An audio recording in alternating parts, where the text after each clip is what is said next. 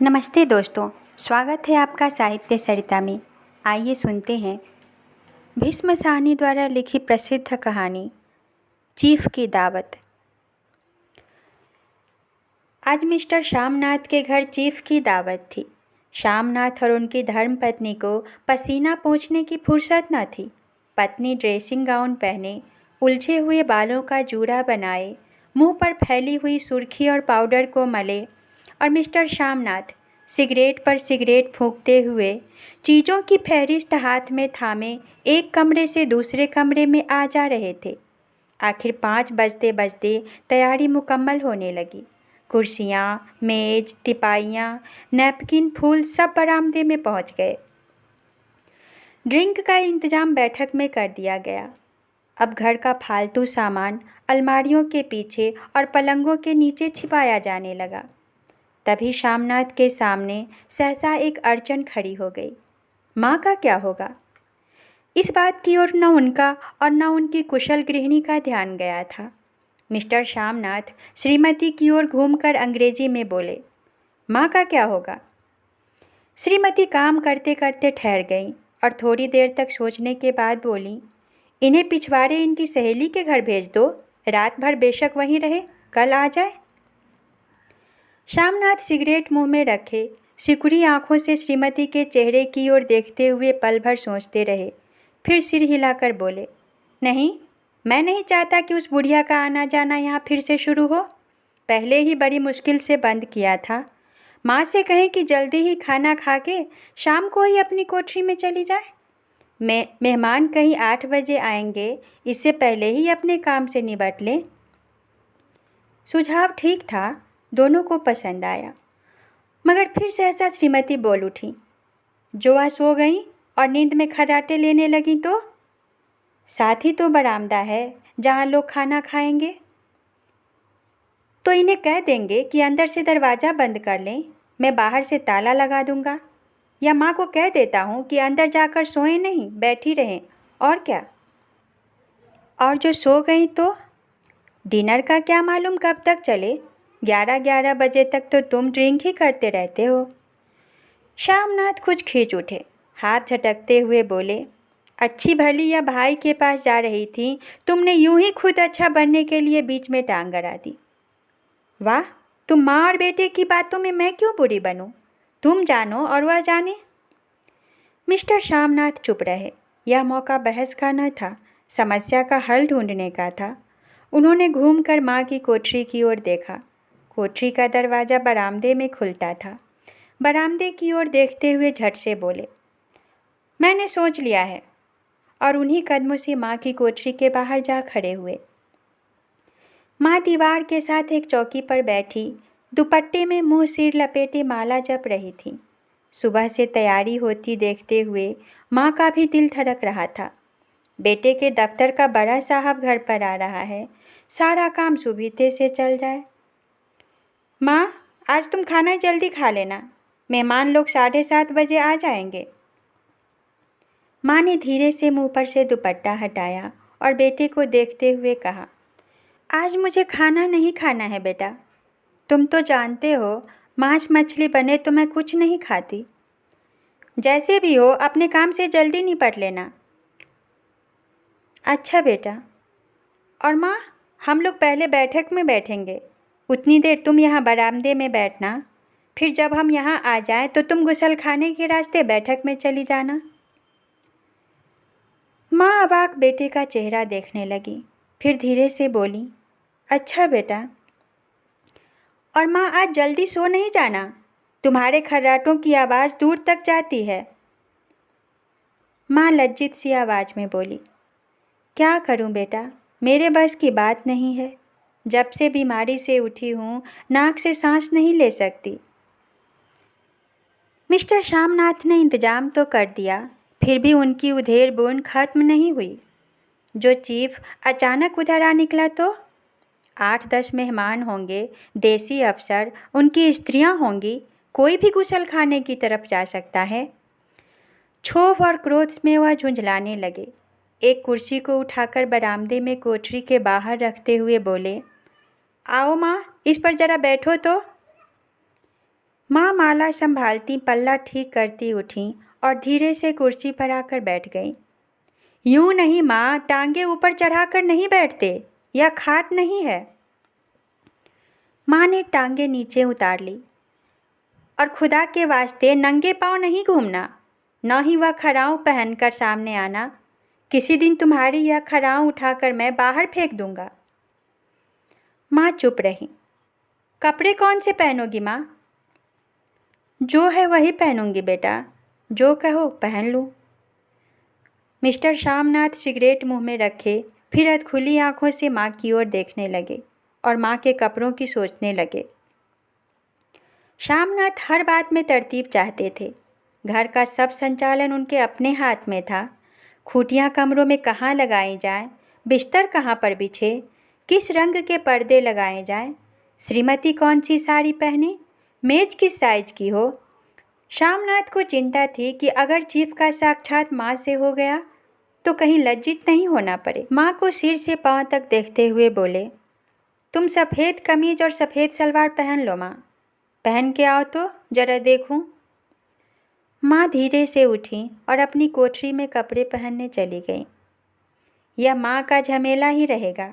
उन्होंने फिर अब अंग्रेजी में अपनी स्त्री से कहा, कोई ढंग की बात हो तो भी कोई कहे, अगर कहीं कोई उल्टी सीधी बात हो गई, चीफ को बुरा लगा तो सारा मज़ा जाता रहेगा। माँ सफ़ेद कमीज और सफ़ेद सलवार पहनकर बाहर निकली। छोटा सा कद, सफ़ेद कपड़ों में लिपटा छोटा सा सूखा शरीर, धुंधली आँखें, केवल सिर के आधे झड़े हुए बाल पल्ले की ओट में छिप पाए थे। पहले से कुछ ही कम कुरूप नज़र आ रही थी। चलो ठीक है, कोई चूड़ियाँ वूड़ियाँ हो तो वह भी पहन लो, कोई हर्ज नहीं। चूड़ियाँ कहाँ से लाऊं बेटा, तुम तो जानते हो सब जेवर तुम्हारी पढ़ाई में बिक गए। यह वाक्य श्यामनाथ को तीर की तरह लगा। तिनक कर बोले, यह कौन सा राग छेड़ दिया माँ, सीधा कह दो नहीं है जेवर, बस। इससे पढ़ाई वढ़ाई का क्या ताल्लुक है। जो जेवर बिका तो कुछ बनकर ही आया हूँ, नीरा लंडूरा तो नहीं लौट आया। जितना दिया था उससे दुगना ले लेना। मेरी जीभ जल जाए बेटा, तुमसे जेवर लूँगी, मेरे मुँह से यूं ही निकल गया, जो होते तो लाख बार पहनती।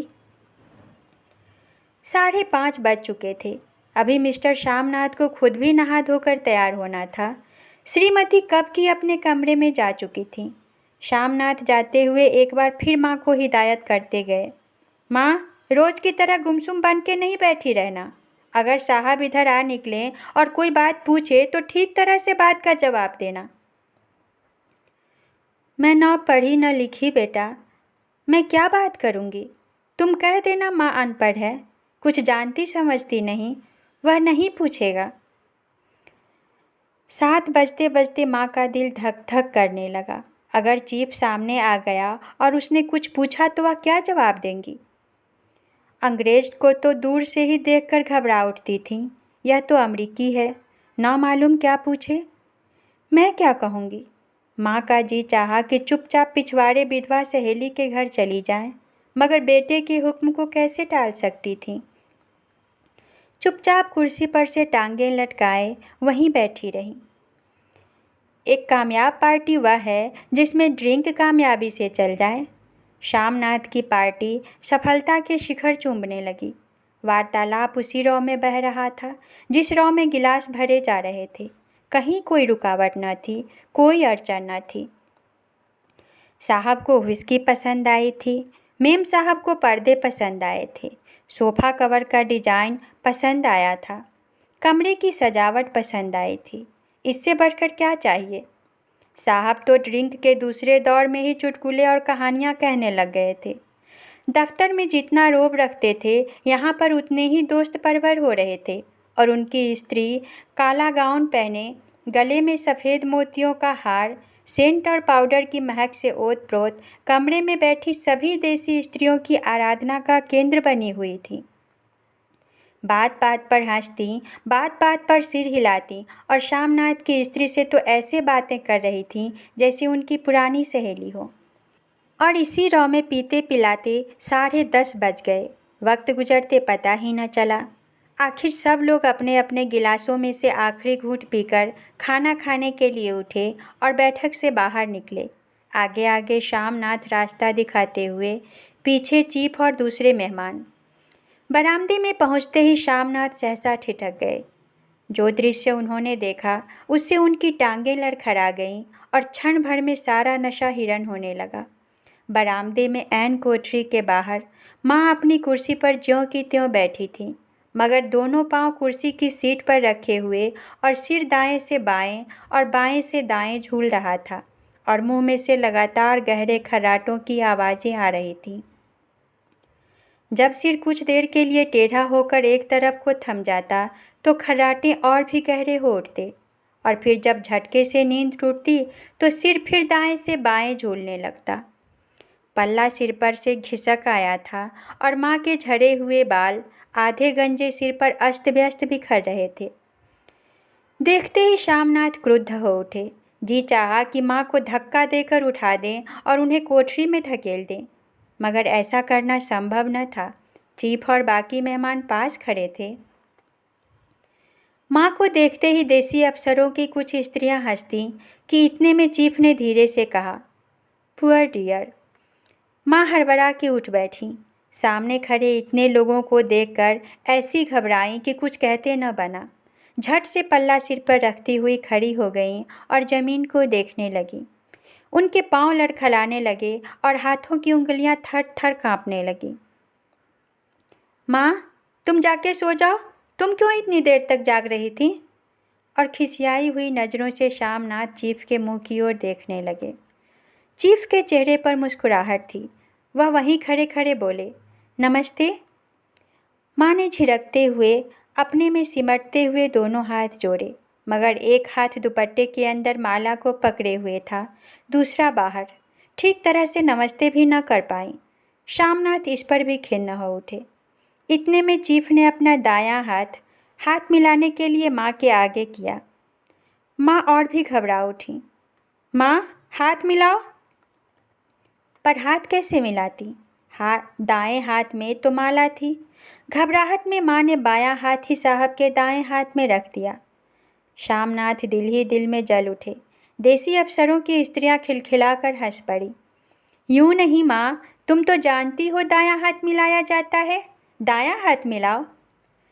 मगर तब तक चीफ माँ का बायां हाथ ही बार बार हिलाकर कह रहे थे, हाउ डू यू डू। कहो माँ, मैं ठीक हूँ, खैरियत से हूँ। माँ कुछ बड़बड़ाईं। माँ कहती है मैं ठीक हूँ। कहो माँ, हाउ डू यू डू। माँ धीरे से सकुचाते हुए बोली, हाउ डू डू। एक बार फिर कहा उठा। वातावरण हल्का होने लगा। साहब ने स्थिति संभाल ली थी। लोग हंसने चहकने लगे थे। श्यामनाथ के मन का क्षोभ भी कुछ कुछ कम होने लगा था। साहब अपने हाथ में माँ का हाथ अब भी पकड़े हुए थे और माँ सिकुड़ी जा रही थी। साहब के मुंह से शराब की बू आ रही थी। श्यामनाथ अंग्रेजी में बोले, मेरी माँ गांव की रहने वाली हैं, उम्र भर गांव में रही हैं, इसलिए आपसे लजाती हैं। साहब इस पर खुश नजर आए। बोले, सच? मुझे गांव के लोग बहुत पसंद हैं। तब तो तुम्हारी माँ गांव के गीत और नाच भी जानती होंगी। चीफ खुशी से सिर हिलाते हुए माँ को टकटकी बांधे देखने लगे। माँ, साहब कहते हैं कोई गाना को सुनाओ, कोई पुराना गीत, तुम्हें तो कितने ही याद होंगे। माँ धीरे से बोली, मैं क्या गाऊंगी बेटा, मैंने कब गाया है। वाह माँ, मेहमान का कहा भी कोई टालता है। साहब ने इतना रीत से कहा है, नहीं सुनाओगी तो साहब बुरा मानेंगे। मैं क्या गाऊं बेटा, मुझे क्या आता है। वाह, कोई बढ़िया टप्पे सुना दो, 2 पत्तर अनारा दे। देसी अफसर और उनकी स्त्रियों ने इस सुझाव पर तालियां पीटी। माँ कभी दीन दृष्टि से बेटे के चेहरे को देखती, कभी पास खड़ी बहू के चेहरे को। इतने में बेटे ने गंभीर आदेश भरे लिहाज में कहा, माँ। इसके बाद हाँ या ना का सवाल ही न उठता था।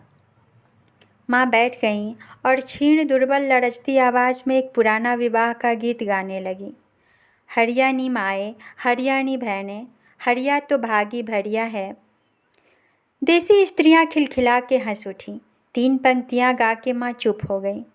बरामदा तालियों से गूंज उठा। साहब तालियां पीटना बंद ही न करते थे। श्यामनाथ की खींच प्रसन्नता और गर्व में बदल उठी थी। माँ ने पार्टी में नया रंग भर दिया था।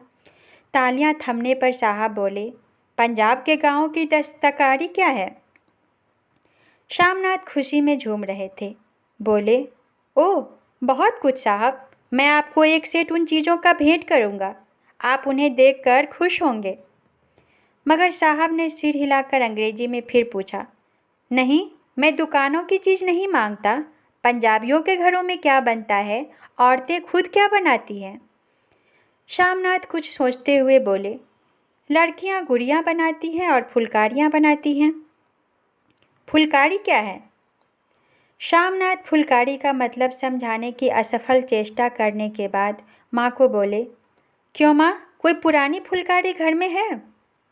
माँ चुपचाप अंदर गईं और अपनी पुरानी फुलकारी उठा लाईं।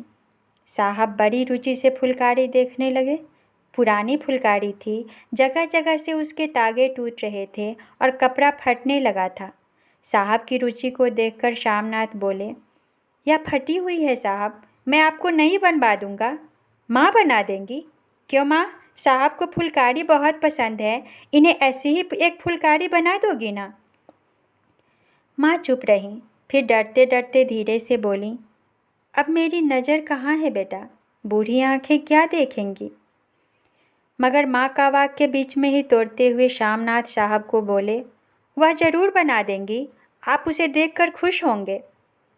साहब ने सिर हिलाया, धन्यवाद किया और हल्के हल्के झूमते हुए खाने के मेज़ की ओर बढ़ गए। बाकी मेहमान भी उनके पीछे पीछे हो लिए। जब मेहमान बैठ गए और माँ पर से सबकी आंखें हट गईं, तो माँ धीरे से कुर्सी पर से उठी और सबसे नज़रें बचाती हुई अपनी कोठरी में चली गईं। मगर कोठरी में बैठने की देर थी कि आंखों में छल छल आंसू बहने लगे। वह दुपट्टे से बार बार उन्हें पोंछतीं, पर वह बार बार उमड़ आते, जैसे बरसों का बांध तोड़कर उमड़ आए हों। माँ ने बहुतेरा दिल को समझाया, हाथ जोड़े, भगवान का नाम लिया, बेटे के चिरायु होने की प्रार्थना की, बार बार आंखें बंद की, मगर आंसू बरसात के पानी की तरह जैसे थमने में ही न आते थे। आधी रात का वक्त होगा। मेहमान खाना खाकर एक एक करके जा चुके थे। माँ दीवार से सटकर बैठी, आंखें फाड़े दीवार को देखे जा रही थी। घर के वातावरण में तनाव ढीला पड़ चुका था। मोहल्ले की निस्तब्धता श्यामनाथ के घर भी छा चुकी थी।